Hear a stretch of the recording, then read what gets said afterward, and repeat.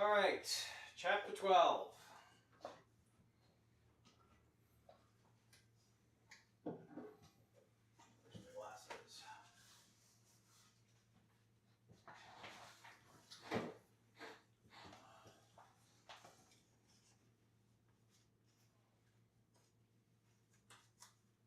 All right, so last chapter, after the Tower of Babel, we are given the descendants of Shem.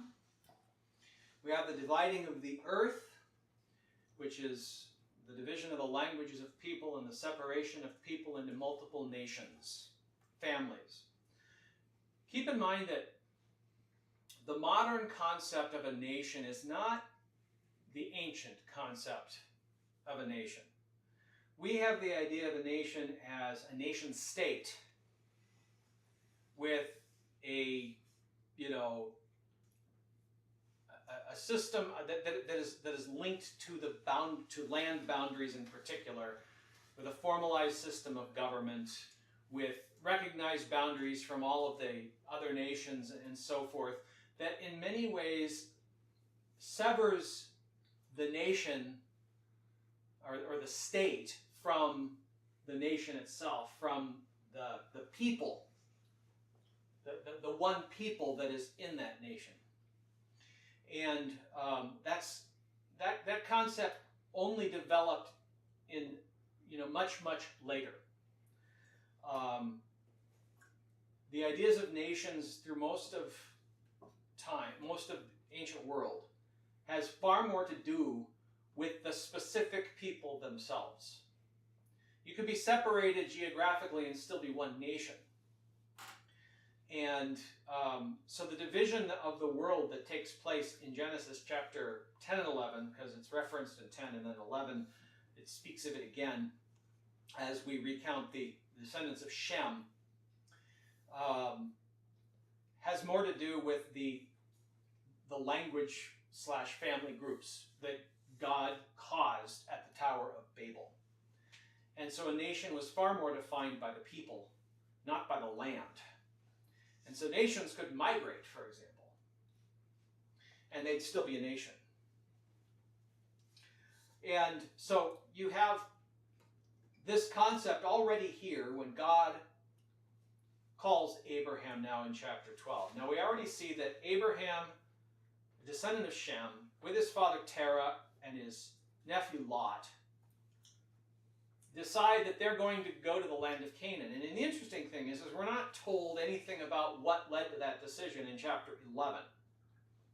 We obviously know that the Lord was behind it, because now we see in chapter 12 that this is exactly what God wants Abram to do. But we see that they never made it there in chapter 11, as Terah was getting on in years, probably couldn't handle the journeying anymore, and so they settled in the land of Haran.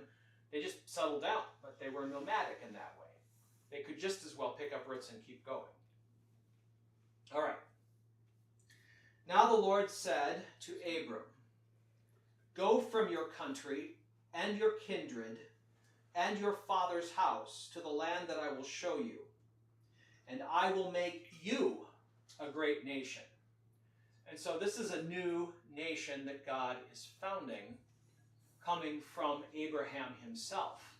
And you see how nations have the concept here of a common ancestor, common language, common religion even. And also, the nation is defined by God himself here. God established this nation, the nation of Israel. And throughout the Old Testament, he has this people that he founds with Abraham, that he sets apart for himself out of all the nations of the earth. God does not deny the other nations of the earth existence, however. In fact, he recognizes them, and he even recognizes their borders, and it is not a sin that they have their own nation any more than it is a sin for Abram to have now his own nation that God himself is now establishing. And so do not believe anyone that tells you that nations by definition are sinful things. They're not. There is nothing wrong with having your own nation and people and language. These things are established by God, and they are according to his will. All right, just an aside there. I will make you a great nation. Unlike the nations of the earth, that in one sense God turned over to their sin and to their gods. Many of these gods being fallen angels. Right? Remember what Paul says.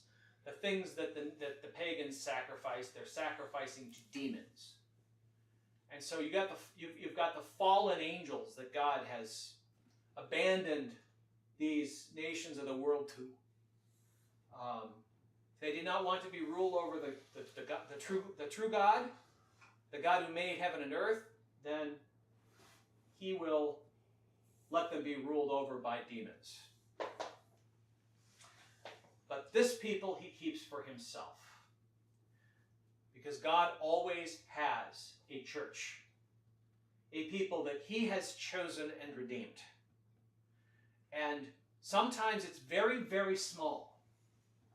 In this case, it's down to a single family, Abram, at this point. Where are you getting the other tribes or nations were being ruled by demons? I'm saying, when I'm talking about what Paul says in 1 Corinthians, where the things that the pagans sacrifice to their God, they're sacrificing to demons. I don't want you to be partakers of demons and the altar of God. And so what I'm saying is, all of these ancient nations look to some God as their God that gives them identity as a people. Right. And Paul identifies those gods as demons. Right. And we can assume back in that time that their false gods were still givers of wisdom, just like how Satan is portrayed in the beginning. It's an assumption, but it does seem to be the case just from following the various threads that there was communication and we mentioned before how in other societies the serpent is seen as the giver of wisdom, for example. And whether that's only an ancestral memory of the garden and recognizing it is the devil who gave them the knowledge of good and evil, it is the serpent. But the serpent is a symbol of power and wisdom in every other culture except for the Israelites and then later the Christian West sees the serpent as Satan, not as wisdom, as a God who gives wisdom. I got a completely off-topic question that I want to answer. Why do the creeds specify that, like the Apostles' Creed, he suffered under Pontius Pilate, or Nicene Creed, he was crucified under Pontius Pilate? Why does it call out Pilate? Why does it specify that? Because it ties our creed to actual real history. Unlike all the mystery religions which invent their litanies, ours is founded in actual historical events. So that's the only spot in the creed that ties to history, and that's why it's in there too. Well, it's there. It does tie it to history, but it shows that all the things that we're talking about here, we're not speaking of in terms of myth. We can actually link to this historical figure, Pontius Pilate, who was the one who oversaw the sacrifice. That's the other reason that Pilate is called out. Pilate is the one who passed the sentence of death on Jesus. And Pilate is the one who then is ultimately, in all the historical figures, responsible, has the ultimate human responsibility. What did Jesus tell Pilate, though? You could have no authority over me at all unless it had been given to you from above. And so in a way, the Father himself saw to it that Pontius Pilate be the one that passed the sentence upon Christ, which brought salvation to mankind. And Pilate did everything he could to try and clear his name with, There's even washing his hands. there's even there's a split tradition in the church about Pilate. There is a portion of tradition that actually says Pilate later converted and became a Christian. There's others that say that didn't happen, though, so we're not really sure. Yes, Isaiah? I was wondering if other fake gods had historical moments where they said they existed or have proof. Only proof in what sense? Like people or historical moments that happened. So you have to understand that the stories that nations had of their beginnings and their origins were a combination of stories of the gods, the war in heaven. We know that there was a war in heaven, and a lot of that that history of the war in heaven becomes corrupted in the nations and turns into the stories of their gods. However, it also gets mixed up with the people, the chief men, the great men that founded their various nations, and sometimes those figures also end up becoming gods. But it all gets mushed up into mythology that is far too old for us to trace in terms of any given nation. And then mythology eventually comes down into history in those nations. Like if you see Egypt, the Egyptians will describe the founding of their nations with their gods, and then ultimately, the further down in time, well, now things all of a sudden start lining up with the dynasties and the pharaohs and whatnot that we know about. And so, not in the same sense. Not in the same sense. This is what makes the Bible stand out so starkly from all of the other mythological accounts. Whereas we're rooted in history. So yes, this is religious, but it's also historical. And so that continues throughout. You can from here on out, you can see that even though God is doing all these great and wonderful things with Israel and Egypt as we come in a few generations, yet it's founded in fact, history. Now, of course, a lot of this history is denied. However, the evidence for this history is there when they actually look for it. And the Bible is unique in that it presents itself as historical events. So that when we come down to the present with Pontius Pilate, it's only natural that our creeds are also formulated in the same way. Because Rome did keep records of all their people and children. Rome kept records. A lot of those records we still have. We have letters talking about Jesus from Romans and about early Christians from different Roman governors and so forth. All right, let's keep going. All right, so Abram went, as the Lord had told him, and Lot went with him. Abraham was 75 years old when he departed from Haran. And Abram took Sarai, his wife, and Lot, his brother's son, and all their possessions that they had gathered, and the people that they had acquired in Haran. So they actually were prosperous in Haran. They grew. And they set out to go to the land of Canaan. When they came to the land of Canaan, Abram passed through the land to the place at Shechem, to the oak at Moreh. At that time, the Canaanites were in the land. Then the Lord appeared to Abram and said, "To your offspring I will give this land." So he built there an altar to the Lord who had appeared to him. From there he moved to the hill country on the east of Bethel and pitched his tent, with Bethel on the west and Ai, the city of Ai, on the east. And there he built an altar to the Lord and called upon the name of the Lord. And Abram journeyed on, still going toward the Negeb. And so he built an altar, he pitched his tent, but he wasn't done traveling. So the city of Ai is on the east side of, just out after you cross the Jordan, on the east, on the western side of, just west of the Jordan. Ai and Jericho were the first two big cities, remember, that Joshua overthrew right after he came across the Jordan from the east. All right, now there was a famine in the land. and it's interesting here. So you have an Egyptian famine, or you have a famine, and once again, Egypt becomes the place of refuge from the famine. You see how God does this a couple of times.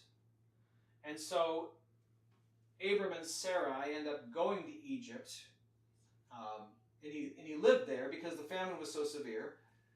When he was about to enter Egypt, he said to Sarai, his wife, I know that you are a woman beautiful in appearance, and when the Egyptians see you, they will say, this is his wife, and then they will kill me, and they will let you live. Say you are my sister, that it may go well with me because of you, and that my life may be spared for your sake. All right, so we have this deceit that Abraham practices, happens twice, and his son Isaac ends up doing the same thing later, remembering what his father Abram had done. When Abram entered Egypt, the Egyptians saw that the woman was very beautiful, and when the princes of Pharaoh saw her, they praised her to Pharaoh, and the woman was taken into Pharaoh's house. And for her sake he dealt well with Abram, and he had sheep, oxen, male donkeys, male servants, female donkeys, and camels. So, in other words, oh, she's not married? Great. So in other words, say you're my sister to save my life, but in the process it backfires. Of course, the lie was not pleasing to the Lord, but it was also not pleasing to the Lord that the Egyptian Pharaoh was trying to take another man's, particularly Abram's wife, through whom God would have Isaac to be born. She cannot be Pharaoh's wife. And so the Lord afflicted Pharaoh and his house with great plagues because of Sarai, Abram's wife. And Pharaoh recognized that what changed? All of a sudden, I have no favor from the gods. I'm being afflicted. It all happened. It all started when I brought in Sarai into my household. So Pharaoh called Abraham and said, What is this you have done to me? Why did you not tell me that she was your wife? So somehow Pharaoh questioned, he found out, he asked somebody, he determined the cause of it, that he had taken another man's wife into his house and was preparing to make her his own wife. And so he confronts Abram. Why did you say she is my sister, that I took her for my wife? Now then, here is your wife. Take her and go. And Pharaoh gave men orders concerning him, and they sent him away with his wife and all that he had. All right. Yeah. Is that all these famines proclaiming Jacob coming to Egypt and saving people from the famine? No, these famines, some affliction causes God's people to flee to Egypt. And ultimately, this is fulfilled when the life of Christ is sought by Herod the Great. And so Mary and Joseph and Jesus flee to Egypt. But then God calls his son back out of Egypt. And so we see this happen with Abraham. God called Jesus out of Egypt then. Why? Because Abraham and Isaac were the descendant of Christ, were the ancestor of Christ. And then the same thing happens again in Joseph's day, Jacob's day, where they flee to Egypt to survive the famine. And ultimately God calls his son out of Egypt. And so these events foreshadow Jesus in that way. Wasn't Jacob the one that was promised to Egypt and in prison? No, Joseph. Joseph. Jacob was his father. That's what I was thinking. I was wondering if it was proclaiming Joseph and him doing all that. No, because both of those things, both Israel in slavery in Egypt and Abraham in exile in Egypt, are foreshadowing of Christ ultimately, of Jesus ultimately. All right.